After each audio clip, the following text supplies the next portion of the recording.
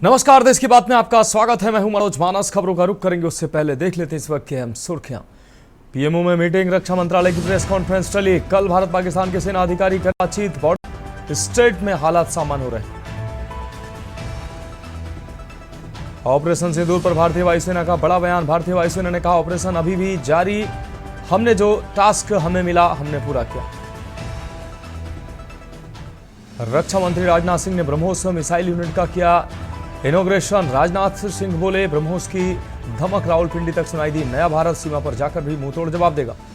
CM Yogi Adityanath का पाकिस्तान को करारा वार। सीएम योगी ने कहा, आतंकवाद का इजराइल जैसा हाल करेंगे। आतंकवाद कुत्ते की पूंछ है जो सीधी नहीं होगी। राजस्थान, पंजाब, जम्मू कश्मीर में हालात सामान्य। एयरफोर्स ने कहा, ऑपरेशन सिंदूर जारी, जानकारी देंगे। शहीदों के शव घर पहुंचे। देश के 30 राज्यों में आंधी, बारिश और तूफान। यूपी, राजस्थान के 50 जिलों में अलर्ट। ओडिशा, पश्चिम बंगाल में तापमान 40 के पार। आप देख रहे हैं के न्यूज, खबरों का सारथी। और अब खबरें विस्तार से। हम खबर से बुलेटिन की शुरुआत करते हैं। सीएम योगी का 2 दिवसीय गोरखपुर दौरा। सीएम योगी आदित्यनाथ गोरखपुर पहुंचेंगे। कोतवाली क्षेत्र के परमहंस योगानंद की जन्मस्थली जाएंगे मुख्यमंत्री योगी आदित्यनाथ। जन्मस्थली पर भव्य स्मृति भवन का शिलान्यास भी करेंगे मुख्यमंत्री। स्मृति भवन का निर्माण 27 करोड़ की लागत से होगा। स्मृति भवन का निर्माण 1450 वर्ग मीटर में किया जाएगा। तो सीएम योगी रात्रि विश्राम गोरक्षनाथ मंदिर में करेंगे। तो मुख्यमंत्री योगी आदित्यनाथ का गोरखपुर का यह अहम दौरा। स्मृति भवन का निर्माण 27 करोड़ की लागत से किया जा रहा है। स्मृति भवन का निर्माण 1450 वर्ग मीटर में किया जा रहा है।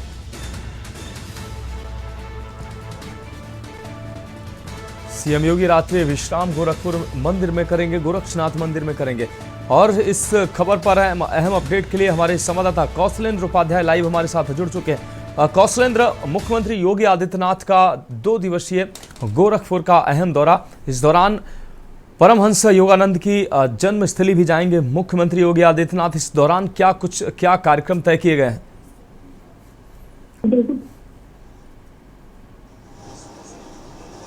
जी बिल्कुल, देखिए आपको बताएं, मुख्यमंत्री योगी आदित्यनाथ का 2 दिवसीय दौरा गोरखपुर लगा हुआ है और आज 4 बजे जो परमहंस योगानंद की स्मृति स्थल, जो जन्मस्थली है, वहाँ स्मृति भवन बनाया जा रहा है, जिसका करीब 27 लाख से ज़्यादा की लागत का ये भवन बनेगा। और इसको जो है पर्यटन विभाग को सौंपा जाएगा, जहाँ पे परमहंस योगानंद की जो सम्मान, जो स्थिति, जो पूरा कह सकते हैं जीवनी है, क्या है, कैसे उस भवन में देखने को लोगों को मिलेगी।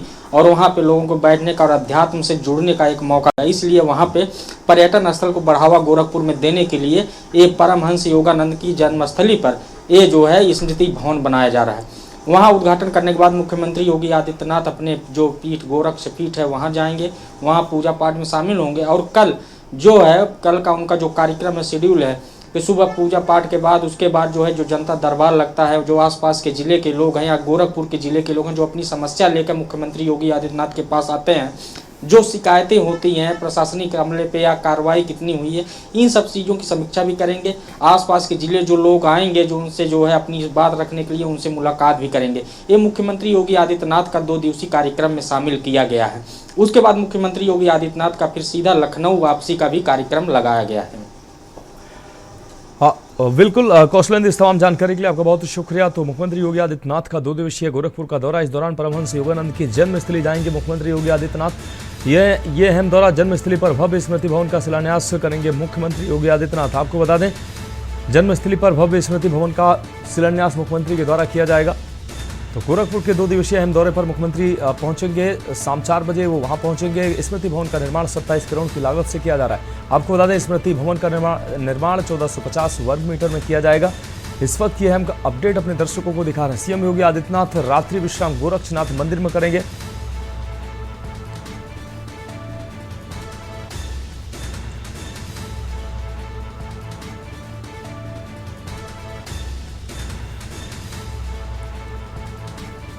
तो गोरखपुर के दौरे पर मुख्यमंत्री योगी आदित्यनाथ परमहंस योगानंद की जन्मस्थली जाएंगे मुख्यमंत्री योगी आदित्यनाथ। इस वक्त की अहम अपडेट, जन्मस्थली पर भव्य स्मृति भवन का भी शिलान्यास मुख्यमंत्री के हाथों होगा।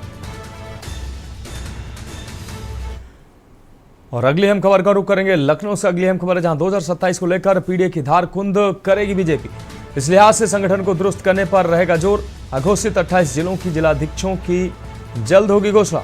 प्रदेश संगठन ने मुहर लगवाने को दिल्ली भेजा पैनल।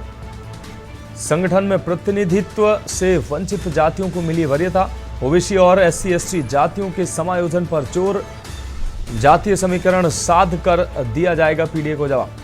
तो करीब 1.7 लाख कार्यकर्ताओं के समायोजन का आकलन किया जा रहा है। तो इस खबर पर अहम अपडेट के लिए हमारे संवाददाता कौशलेंद्र उपाध्याय हमारे साथ लगातार बने हुए हैं। कौशलेंद्र, समाजवादी पार्टी का जो पीडीए है उसकी धार कुंद करने के लिए, उसको जवाब देने के लिए भारतीय जनता पार्टी भी कमर कसना शुरू कर चुकी है। जिन जिलों में जिलाध्यक्षों की नियुक्ति नहीं की गई हुई है अब तक, वहां पर नियुक्ति की जाएगी। साथ ही जो तमाम पिछड़ा वर्ग है, SC/ST के लोग हैं, इसमें लगभग 2 लाख नए कार्यकर्ता जोड़ने की तैयारी में है भारतीय जनता पार्टी।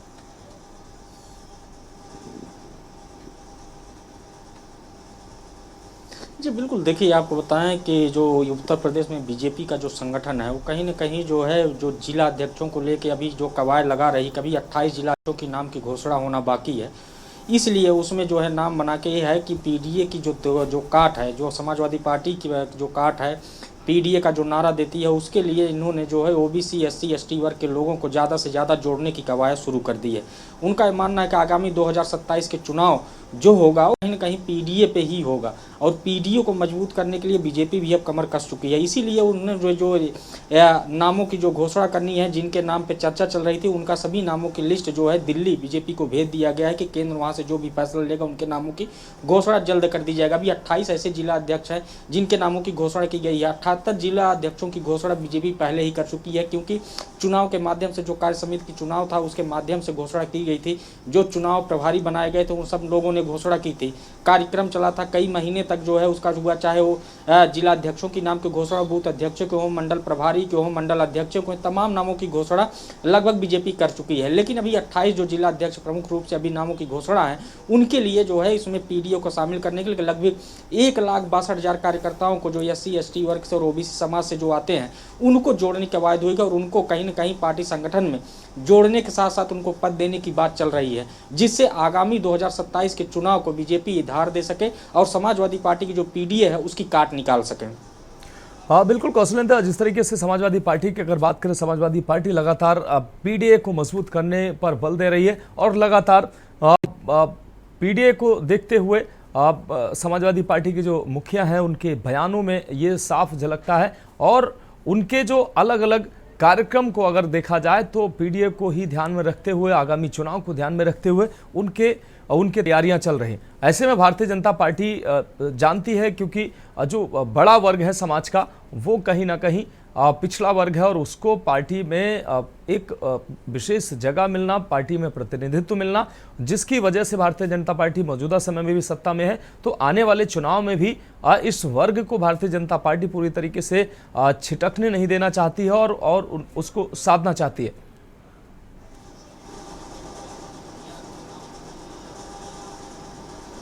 जी बिल्कुल, देखिए आपको बताएं कि जो चुनाव है, अभी देखिए 2024 का जो लोकसभा का चुनाव हुआ उसमें देखिए भारतीय जनता पार्टी कहीं न कहीं चूक गई। जो समाजवादी पार्टी का जो है पीडीए नारा था और वहीं कांग्रेस का जो संविधान बचाओ नारा था, उन नारों की वजह से भारतीय जनता पार्टी को भारी नुकसान हुआ। देखिए जो सीटें थी कम हुई, आज केंद्र में जो सत्ता है वो भी जो बैसाखी के सहारे है।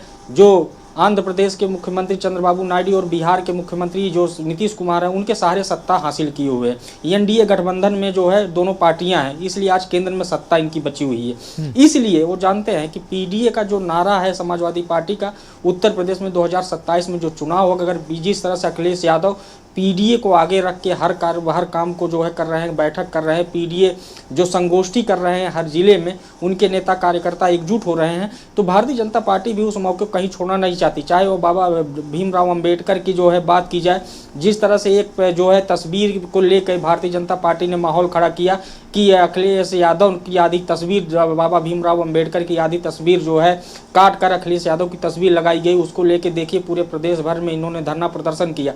उसी समय इन्होंने कहा कि इससे जो है इस एक्शन से भारतीय जनता पार्टी जो SC ST वर्ग में लोग हैं, जो बाबा साहब भीमराव अंबेडकर को मानने वाले लोग हैं, उनको भारतीय जनता पार्टी जोड़ेगी। वहीं जो अगर OBC की बात करें, उनको कहीं ना कहीं सरकार में, संगठन में मौका दिया जाए और जिससे जो समाजवादी पार्टी का PDA है उसको कमजोर किया जाए। आगे जो चुनाव होगा, क्योंकि समाजवादी पार्टी PDA से अलग नहीं होना चाहिए, वो हमेशा PDA को आगे रख रही है।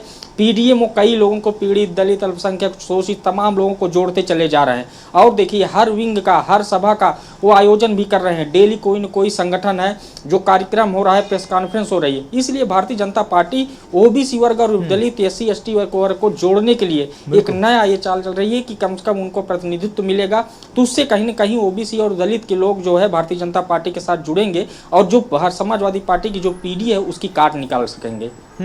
बिल्कुल कौशलेंद्र, इस तमाम जानकारी के लिए आपका बहुत बहुत शुक्रिया। तो भारतीय जनता पार्टी अब कमर कस चुकी है। अखिलेश यादव के PDA को जवाब देने के लिए भारतीय जनता पार्टी भी अब तैयारी कर रही है। इस लिहाज से संगठन को दुरुस्त करने पर जोर रहेगा।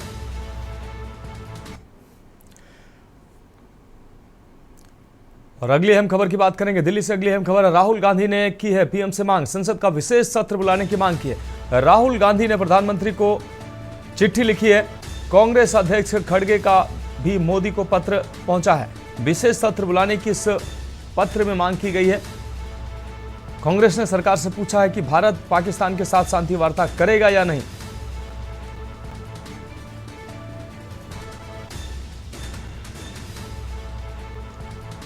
तो नेता प्रतिपक्ष, आपको बता दें, राहुल गांधी ने प्रधानमंत्री को पत्र लिखा है। साथ ही कांग्रेस के राष्ट्रीय अध्यक्ष मल्लिकार्जुन खड़गे ने चिट्ठी लिखी है जिसमें उन्होंने संसद का विशेष सत्र बुलाने की मांग की है। साथ ही कांग्रेस ने सवाल किया है कि क्या सरकार पाकिस्तान के साथ शांति वार्ता करेगी या नहीं।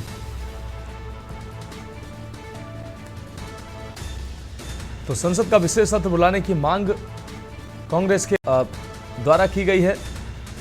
राहुल गांधी ने चिट्ठी प्रधानमंत्री को लिखी है और इस चिट्ठी में मांग की है कि संसद का विशेष सत्र बुलाने की उन्होंने मांग की है। पाकिस्तान और भारत के बीच तनाव के बीच संसद का विशेष सत्र बुलाने की मांग की है। वहीं मल्लिकार्जुन खड़गे ने भी प्रधानमंत्री को चिट्ठी लिखी है जिसमें उन्होंने विशेष सत्र बुलाने की मांग की है। साथ ही कांग्रेस ने सवाल किया है कि पाकिस्तान के साथ भारत शांति वार्ता करेगा या नहीं।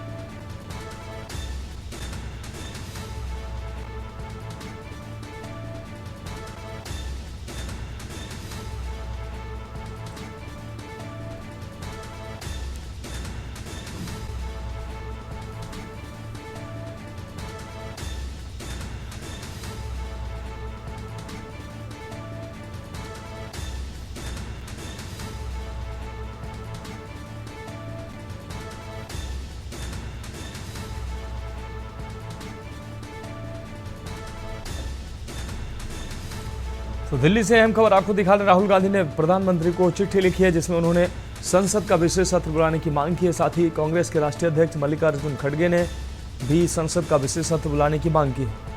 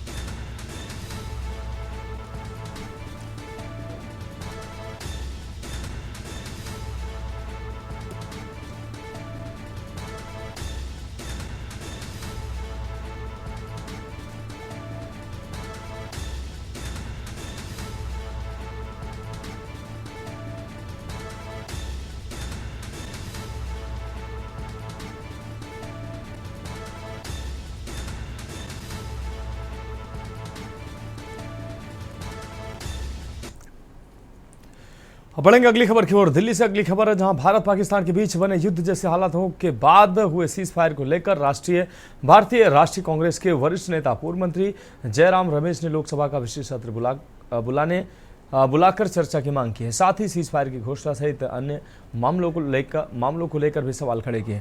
पूर्व केंद्रीय मंत्री ने कहा कि पीएम को सर्वदलीय बैठक बुलाकर पहलगाम ऑपरेशन सिंदूर, भारत और पाकिस्तान से पहले वाशिंगटन द्वारा संघर्ष विराम की घोषणा किए जाने को लेकर चर्चा कराए जाने पर जोर दिया। उन्होंने कहा कि इन तमाम मुद्दों पर व्यापक चर्चा देशवासियों को आशंकाओं से निजात दिला सकेगी। उन्होंने कहा कि भारतीय राष्ट्रीय कांग्रेस का मानना है कि अमेरिकी विदेश मंत्री ने भारत और पाकिस्तान के बीच संवाद के लिए तटस्थ मंच का उल्लेख किया है, इसलिए जानना जरूरी हो जाता है कि क्या हमने तीसरे पक्ष की मध्यस्थता के लिए दरवाजे खोल दिए हैं। क्या भारत और पाकिस्तान के बीच राजनयिक चैनल दोबारा खोले जा रहे हैं। इसके अलावा ट्वीट में यह सवाल भी किया गया है कि हमने पाकिस्तान से कौन से प्रतिबद्धताएं मांगी और क्या मिला है। कांग्रेस द्वारा पूछे जाने वाले सवालों की वजह स्पष्ट करते हुए जयराम रमेश ने स्पष्ट किया है कि बीती शाम देश के 2 पूर्व सेनाध्यक्षों की टिप्पणियां पीएम से जवाब मांगना जरूरी कर देती हैं। उन्होंने 1971 में हुए भारत पाक युद्ध के परिप्रेक्ष्य में तत्कालीन प्रधानमंत्री इंदिरा गांधी के असाधारण साहस और दृढ़ नेतृत्व क्षमता को याद करना स्वाभाविक बताया। आपको बता दें, कांग्रेसी फॉलोअर्स सहित अन्य लोगों में शनिवार को सीज फायर घोषित होने के बाद सोशल मीडिया के विभिन्न प्लेटफॉर्म पर पोस्ट की बाढ़ सी ला दी थी।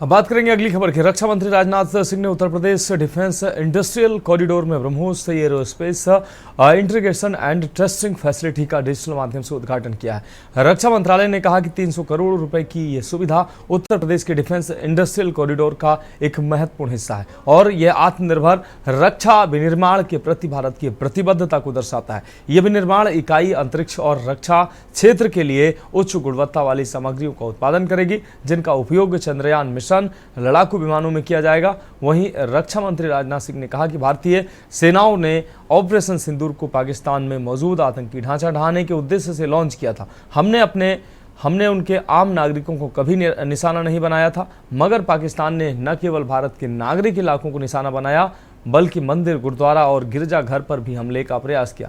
भारतीय सेना ने शौर्य और पराक्रम के साथ साथ संयम का भी परिचय देते हुए पाकिस्तान के अनेक सैन्य ठिकानों पर प्रहार करके करारा जवाब दिया। हमने केवल सीमा से सटे सैन्य ठिकानों पर ही नहीं कार्रवाई की, बल्कि भारत की सेनाओं की धमक उस रावलपिंडी तक सुनाई दी जहां पाकिस्तानी फौज का हेडक्वार्टर मौजूद है।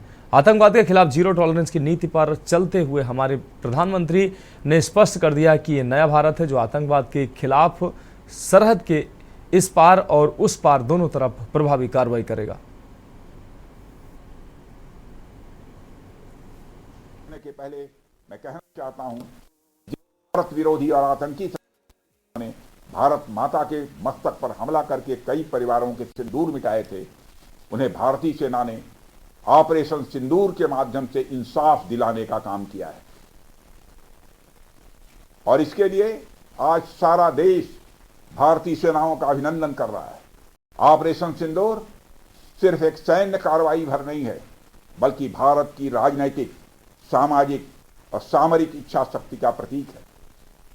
यह ऑपरेशन आतंकवाद के खिलाफ भारत की दृढ़ इच्छा शक्ति का और सैन्य शक्ति की क्षमता और संकल्प शक्ति का भी प्रदर्शन है।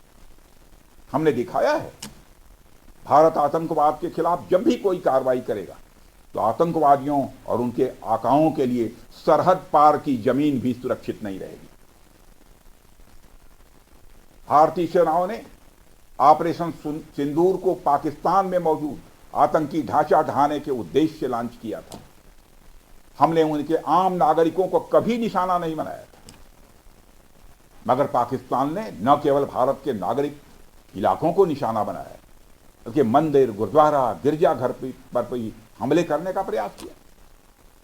भारतीय सेना ने शौर्य और पराक्रम के साथ साथ संयम का भी परिचय देते हुए पाकिस्तान के अन्य ठिकानों पर भी प्रहार करके करारा जवाब दिया है।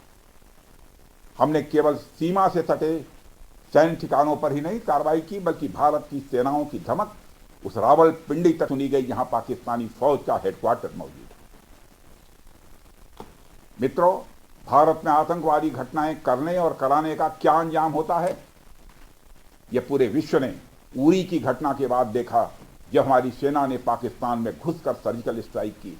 पुलवामा के बाद देखा, जब बालाकोट पर एयर स्ट्राइक की गई, और अब पहलगाम की घटना के बाद दुनिया देख रही है कि जब भारत ने पाकिस्तान के भीतर घुसकर मल्टीपल स्ट्राइक्स की हैं। आतंकवाद के खिलाफ जीरो टॉलरेंस की नीति पर चलते हुए हमारे यशस्वी प्रधानमंत्री श्री नरेंद्र मोदी ने स्पष्ट कर दिया है, यह नया भारत है जो आतंक के खिलाफ सरहद के इस पार और उस पार दोनों तरफ प्रभावी कार्रवाई करे। यह हमारे प्रधानमंत्री जी ने स्पष्ट रूप से यह संदेश दे दिया। आज जो ब्रह्मोस फैसिलिटी शुरू हो रही है, मैं समझता हूं वह यूपी डिफेंस कॉरिडोर का यह गौरव होगा। यह सिर्फ उत्तर प्रदेश का ही नहीं, बल्कि देश का सबसे बड़ा BrahMos integration and testing facility centre है। यह रक्षा क्षेत्र में भारत की आत्मनिर्भरता के प्रयास को भी मजबूती प्रदान करेगा। साथियों, जहां तक ब्रह्मोस का प्रश्न है, तो आप सभी यह जानते हैं कि ब्रह्मोस दुनिया के सबसे तेज सुपरसोनिक क्रूज मिसाइल में से एक है। ब्रह्मोस सिर्फ एक हथियार नहीं है, बल्कि यह अपने आप में एक मैसेज है। मैसेज हमारी आर्म्ड फोर्सेस के स्ट्रेंथ का है। मैसेज दुश्मन के प्रति हमारी डेटरेंस का है, प्रतिरोधक क्षमता का है। मैसेज हमारी बॉर्डर्स की सेफ गार्डिंग के हमारी प्रतिबद्धता का है। साथियों, पोखरण परमाणु परीक्षण में महत्वपूर्ण योगदान देने वाले मिसाइल मैन और हमारे पूर्व राष्ट्रपति डॉक्टर एपीजे अब्दुल कलाम ने यह कहा भी था कि unless India stands up to the world, no one will respect us in this world. Fear has no place, only strength respects strength. अर्थात दुनिया कमजोरों का नहीं, बल्कि शक्तिशाली का सम्मान करती है।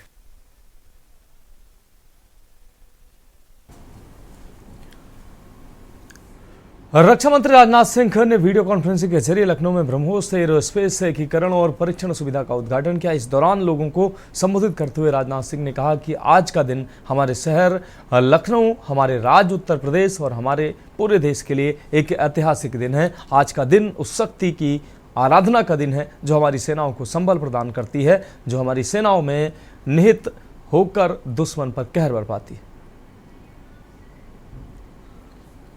शुरू हो रही है, यूपी डिफेंस कॉरिडोर का यह गौरव होगा। यह सिर्फ उत्तर प्रदेश का ही नहीं, बल्कि देश का सबसे बड़ा BrahMos integration and testing facility centre है। यह रक्षा क्षेत्र में भारत की आत्मनिर्भरता के प्रयास को भी मजबूती प्रदान करेगा। साथियों, जहां तक ब्रह्मोस का प्रश्न है, तो आप सभी यह जानते हैं कि ब्रह्मोस दुनिया के सबसे तेज सुपरसोनिक क्रूज मिसाइल में से एक है। ब्रह्मोस सिर्फ एक हथियार नहीं है, बल्कि यह अपने आप में एक मैसेज है। मैसेज हमारी आर्म्ड फोर्सेस के स्ट्रेंथ का है। मैसेज दुश्मन के प्रति हमारी डेटरेंस का है, प्रतिरोधक क्षमता का है।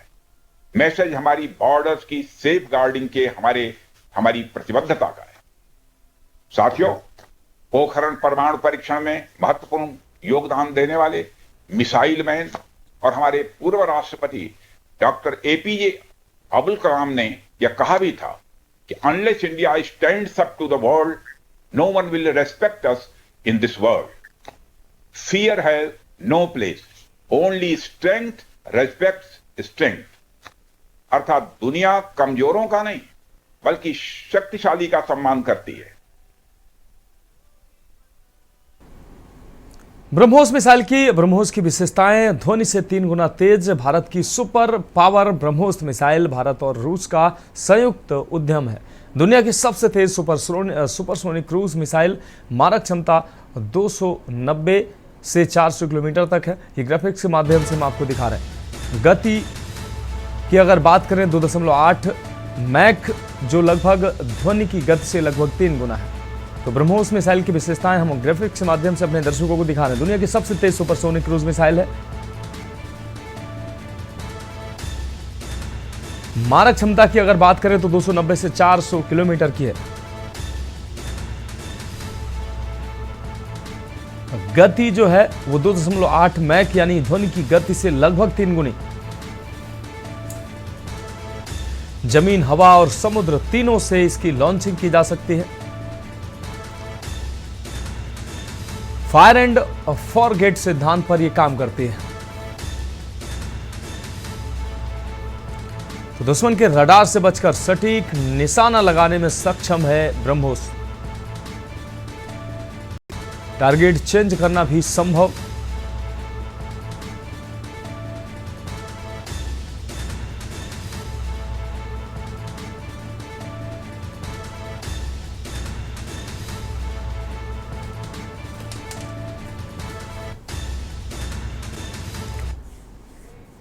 तो फिलहाल खबरों में वक्त एक ब्रेक का है, जल्द हाजिर होंगे।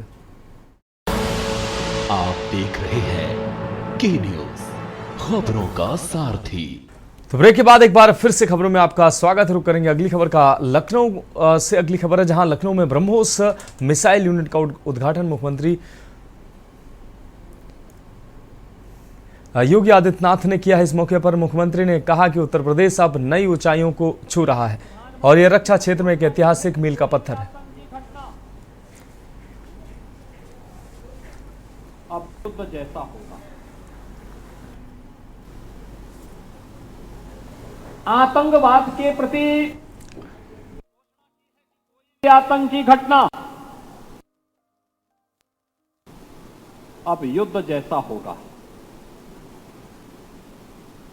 और याद करना, आतंकवाद को जब तक हम पूरी तरह कुचलेंगे नहीं तब तक समस्या का समाधान होगा भी नहीं। अब समय आ गया है जब इसको कुचलने के लिए हम सबको एक स्वर से प्रधानमंत्री मोदी जी के नेतृत्व में पूरे भारत को, पूरे उत्तर प्रदेश को मिलकर के इस अभियान के साथ जुटना होगा। आतंकवाद कुत्ते की पूंछ है जो कभी सीधी होने वाली नहीं, जो प्यार की भाषा मानने वाली नहीं है। उसको उसकी भाषा में जवाब देने के लिए तैयार होगा और इस दिशा में भारत ने ऑपरेशन सिंदूर के माध्यम से दुनिया को एक संदेश दे दिया है।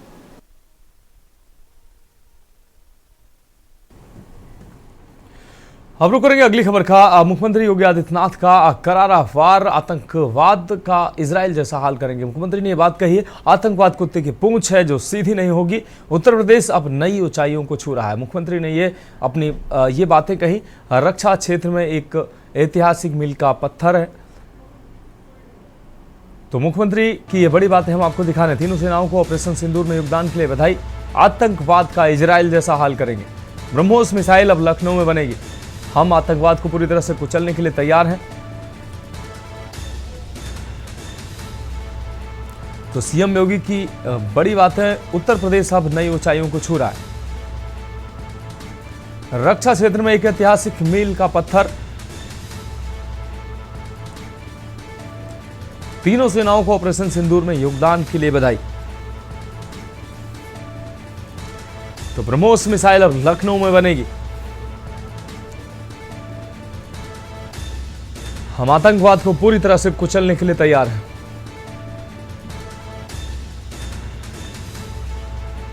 उसे उसकी भाषा में ही जवाब देंगे।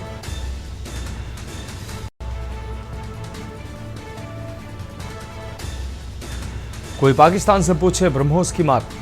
सीएम योगी आदित्यनाथ का करारा वार सामने आया है। ये कुछ बड़ी बातें मुख्यमंत्री योगी आदित्यनाथ की।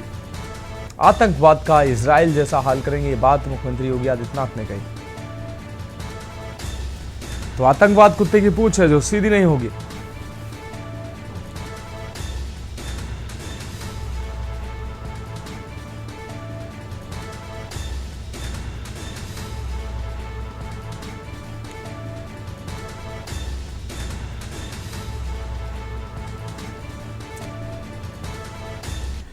ऑपरेशन सिंदूर के बाद भारत और पाकिस्तान के बीच जारी तनाव अब विराम लग गया है। भारत की कड़ी कार्रवाई के बाद पाकिस्तान की ओर से सीज फायर का प्रस्ताव रखा गया। भारत ने अपनी शर्तों पर सीज फायर को सहमति दी है, लेकिन इसके बाद भी पाकिस्तान की तरफ से सीज फायर का उल्लंघन जारी है। हालांकि भारत ने सिंधु जल समझौते पर फिलहाल कोई फैसला नहीं किया है, यानी यह संधि अभी स्थगित ही रहेगी। भारत के रक्षा मंत्रालय ने प्रेस कॉन्फ्रेंस में कहा कि हमारी सेनाएं तैयार हैं।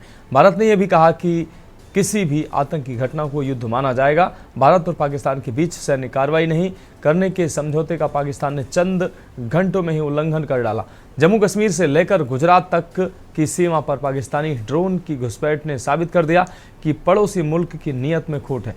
भारत ने इस नापाक हरकत पर कड़ा रुख अपनाते हुए पाकिस्तान को सख्त लहजे में चेतावनी दी।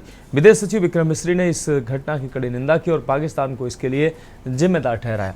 विदेश सचिव विक्रम मिस्री ने पाकिस्तान की इस हरकत को बेहद निंदनीय करार देते हुए कहा कि भारत और पाकिस्तान के डीजीएमओ के बीच सैन्य कार्रवाई रोकने की सहमति बनी थी। पिछले कुछ घंटों से उस समझौते का पाकिस्तान की ओर से घोर उल्लंघन हो रहा है। भारतीय सेना इस घुसपैठ का मुंहतोड़ जवाब दे रही है। सेना इस सीमा अतिक्रमण से निपट रही है। यह अतिक्रमण अत्यंत निंदनीय है। पाकिस्तान इस कायराना हरकत का जिम्मेदार है और उसे इसकी कीमत चुकानी होगी।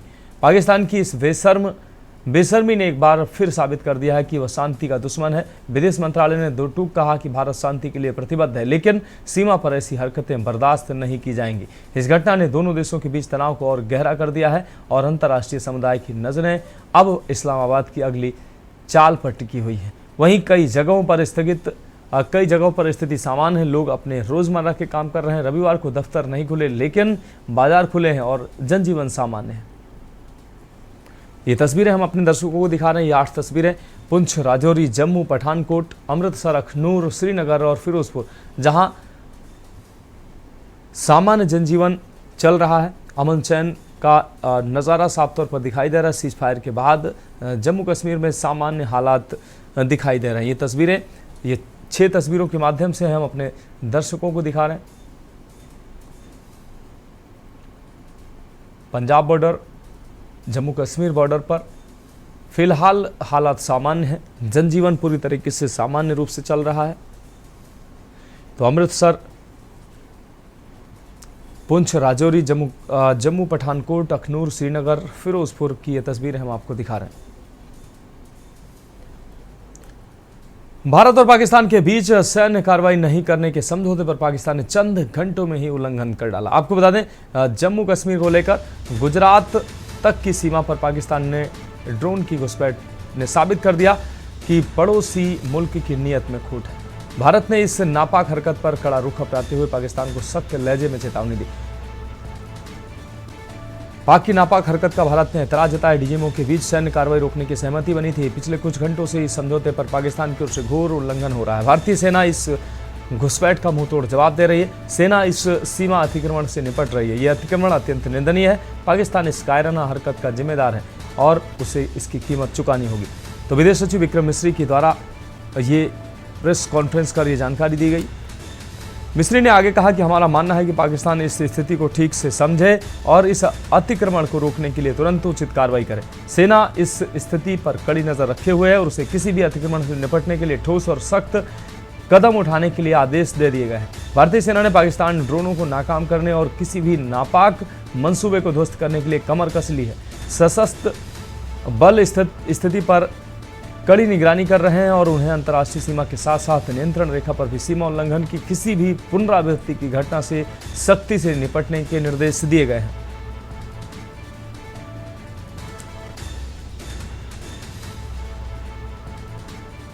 पाकिस्तान की इस बेशर्मी ने एक बार फिर साबित कर दिया है कि वह शांति का दुश्मन है। विक्रम मिस्री ने अपनी बात कही।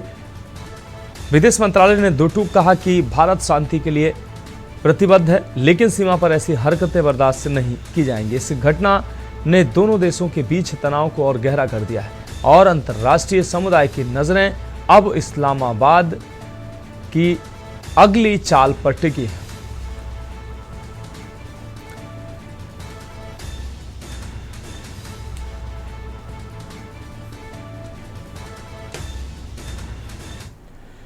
पाकिस्तान को सख्त लहजे में चेतावनी दी है। विदेश सचिव विक्रम मिस्री ने इस घटना की कड़ी निंदा की और पाकिस्तान को इसके लिए जिम्मेदार ठहराया। बात करते हैं 10 मई बेईमान पाकिस्तान। 4 घंटे में युद्ध विराम को पाकिस्तान ने तोड़ा। उधमपुर फायरिंग में ब्लैकआउट किया गया। इसके अलावा श्रीनगर में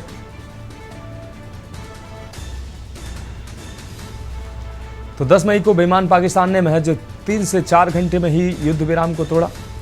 11 मई की बॉर्डर रिपोर्ट की अगर हम बात करें तो जम्मू कश्मीर में स्थिति सामान्य है, सीज फायर कायम, सुरक्षा बल अलर्ट पर है। 11 मई की बॉर्डर रिपोर्ट की हम बात कर रहे हैं। स्थिति सामान्य है, सीज फायर कायम है, सुरक्षा बल अलर्ट नजर आ रहे हैं।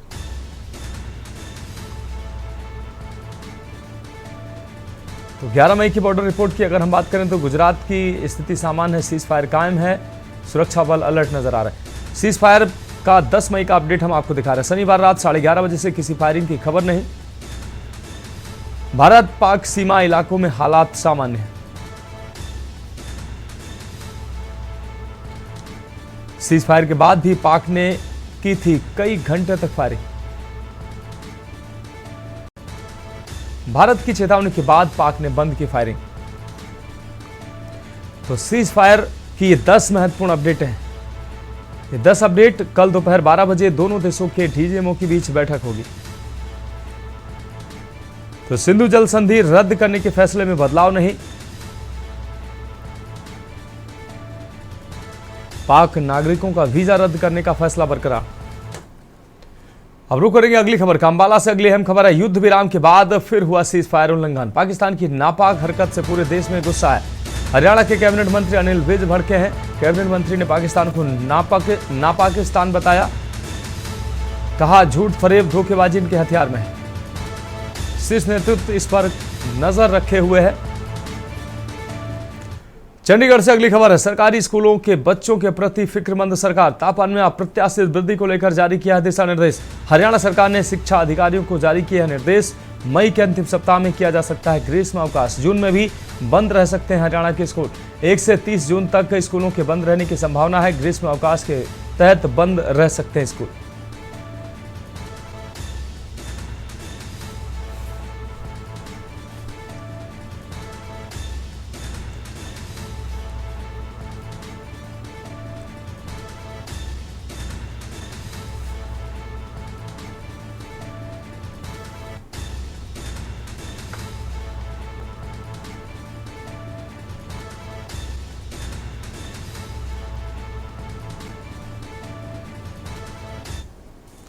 रुक करेंगे अगली खबर का। सीमा सुरक्षा बल और अमृतसर ग्रामीण पुलिस ने संयुक्त अभियान किया है, जिसमें सीमा पार से तस्करी के बड़े प्रयास को विफल कर दिया है। संयुक्त टीम को खेतों से हथियारों और विस्फोटकों की बड़ी खेप भी बरामद करने में सफलता मिली है। पुलिस ने विस्फोटक पदार्थ, शस्त्र और विमान अधिनियमों के तहत प्राथमिकी दर्ज की है। बीएसएफ व पुलिस की ओर से बताया गया है कि मौके से जब्त की गई सामग्री में 4 मैगजीन सहित 30 कैलिबर पिस्टल, 30 जिंदा कारतूस, 2 hand grenade, 2 lever detonator, remote control device, charger, command mechanism, 8 अदद बैटरियां, ब्लैक बॉक्स व 972 ग्राम आरडीएक्स की बरामदगी हुई है। अब बात करते हैं उत्तर प्रदेश की खबरों का। अमरोहा से अहम खबर है, फावड़े से वार कर युवक की हत्या की गई। सिर पर फावड़े की चोट से युवक की हत्या की गई है। पुरानी रंजिश के चलते की गई है युवक की हत्या। सूचना पर पहुंची पुलिस पोस्टमार्टम के लिए 100 को पुलिस ने भेजा है। जघन्य हत्याकांड में 7 आरोपी नामजद हुए हैं। हसनपुर क्षेत्र के गुलामपुर गांव का यह पूरा मामला है।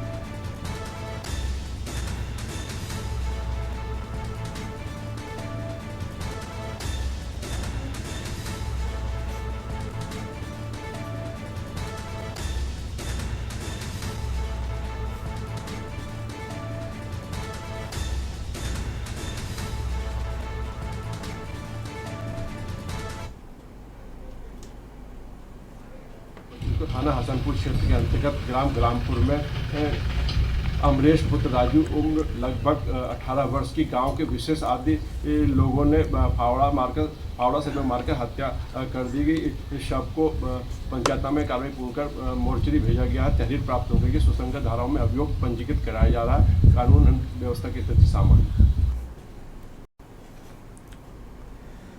और अगली अहम खबर की बात करेंगे। अगली खबर रायबरेली से, जहां सभासदों की पहल पर होगी विकास की जांच। पालिका सभासदों ने भ्रष्टाचार का आरोप लगाया था। आरोप है कि दर्जनों निर्माण कार्यों में धांधली के आरोप लगे। सभासदों का बोर्ड बैठक में मनमानी का भी आरोप। अब विकास कार्यों में धांधली की प्रशासन कराएगा जांच। डीएम के निर्देश पर एडीएम ने गठित किए 2 सदस्यीय टीम। पालिका क्षेत्र में हुए विकास कार्यों से जुड़ा यह पूरा मामला।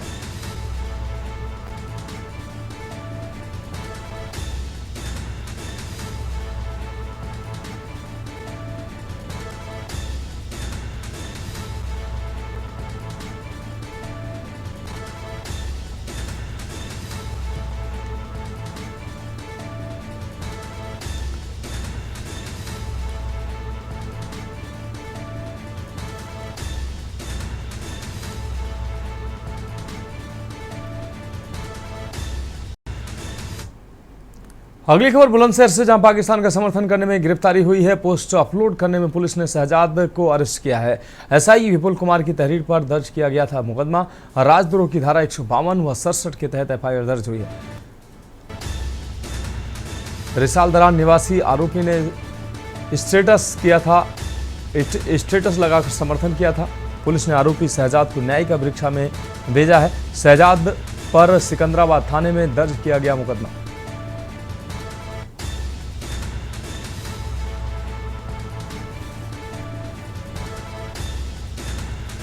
राजद्रोह की धारा 152 व 67 के तहत एफआईआर दर्ज की गई है। रिसाल दरान निवासी आरोपी ने स्टेटस लगाकर समर्थन किया था। पुलिस ने आरोपी शहजाद को न्यायिक अभिरक्षा में भेजा। शहजाद पर सिकंदराबाद थाने में दर्ज किया गया मुकदमा।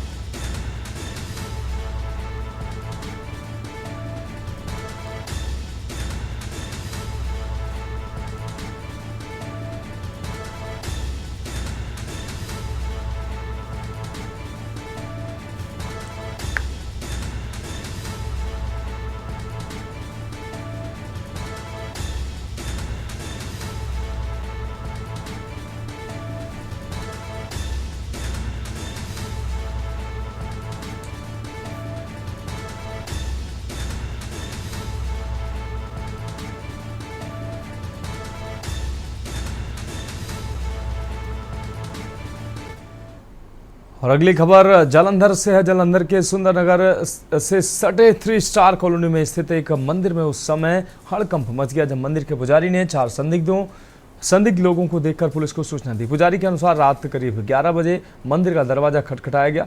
झांक कर देखने पर उसने देखा कि 4 व्यक्ति फौजी वर्दी में और बंदूकें टांगे हुए थे। इन लोगों ने पुजारी से पहले पानी और फिर खाना मांगा, लेकिन जब पुजारी ने खाना मंगवाने की बात कही तो वे मोटरसाइकिल पर सवार होकर खाली इलाके की ओर चले गए। पंडित ने तुरंत मंदिर कमेटी को सूचना दी। उन्होंने मौके पर पहुंचकर पुलिस को जानकारी दी। पुलिस मौके पर पहुंची और अब सीसीटीवी फुटेज की जांच कर रही है। अधिकारियों ने बताया कि मामले को गंभीरता से लिया गया है और जांच जारी है।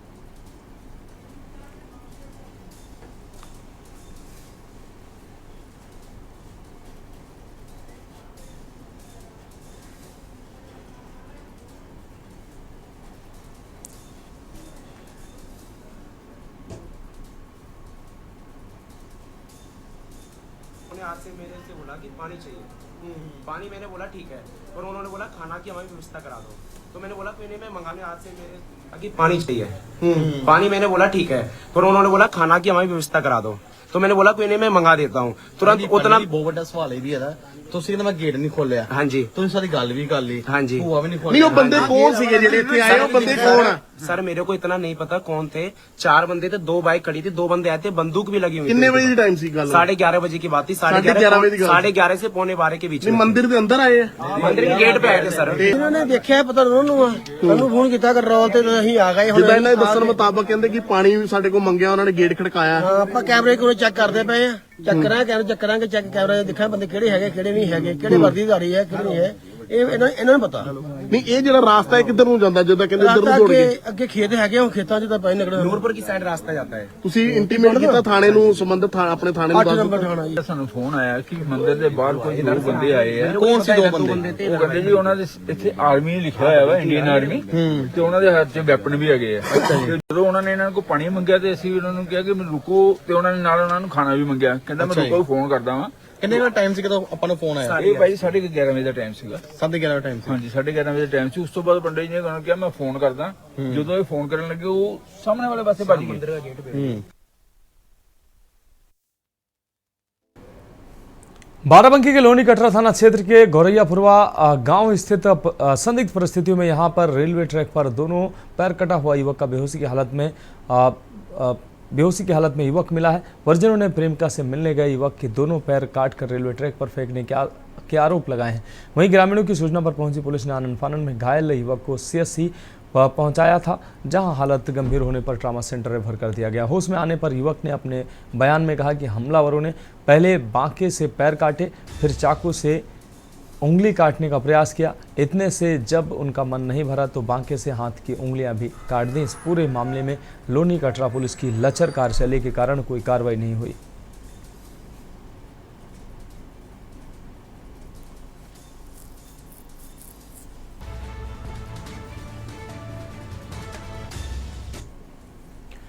बुलंदशहर के थाना खुर्जा नगर कोतवाली के ईदगाह रोड स्थित सुपर इलेक्ट्रिकल्स की दुकान है।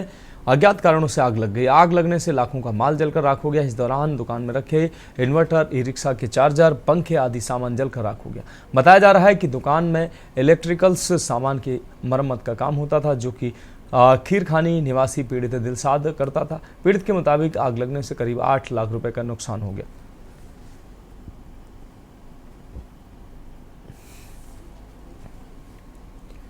कानपुर में राष्ट्रीय दिव्यांग पार्टी ने आज शास्त्री नगर सेंट्रल पार्क बगिया गेट नंबर 4 में ऑपरेशन सिंदूर के शहीद सैनिकों व पहलगाम के शहीदों को श्रद्धांजलि दी गई। इस दौरान देश व सेना के जवानों की सलामती के लिए प्रार्थना सभा का आयोजन किया गया। दिव्यांगजनों ने हाथों में तिरंगा लेकर रैली निकाली और क्षेत्र के नागरिकों से जागरूक रहने की अपील की। राष्ट्रीय दिव्यांग पार्टी के राष्ट्रीय अध्यक्ष वीरेंद्र कुमार ने बताया कि आज ईश्वर से देश व सेना के जवानों की सलामती की प्रार्थना की।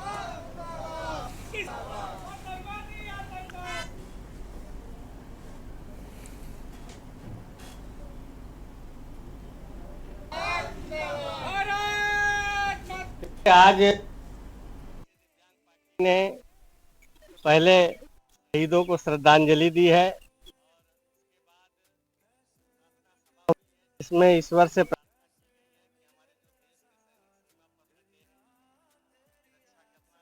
हमारे देश की रक्षा करना, ईश्वर से प्रार्थना की गई। निकाल कर किया गया है कि देश में युद्ध की स्थिति है और देश की जनता सरकार के साथ खड़ी हो और जो भी परिस्थिति बने उसमें देश के जवानों के साथ हम सभी को खड़ा होना चाहिए।